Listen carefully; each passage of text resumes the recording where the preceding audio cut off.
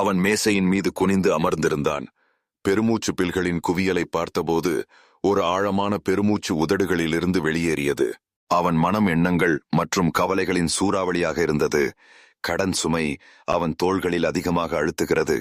ஒரு காலத்தில் சிரிப்பாலும் நம்பிக்கையாலும் நிரம்பியிருந்த அந்த அறை இப்போது சிறைச்சாலை போல உணர்ந்தது. ஒவ்வொரு காகிதமும் திருமணத்திற்குப் பிறகு அவனது போராட்டங்களை நினைவூட்டுகிறது. இது எப்படி வந்தது? அவன் தனக்குள் முணுமுணுத்துக் கொண்டான். அந்த அறை பதில் எதுவும் சொல்லவில்லை.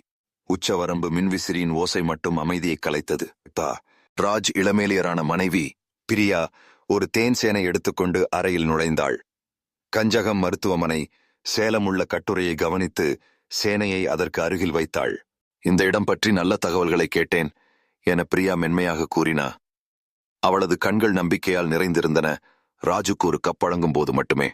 ஒரு ஆயுர்வேத மருத்துவமா என ராஜ் சந்தேகத்தோடு கேட்டார்.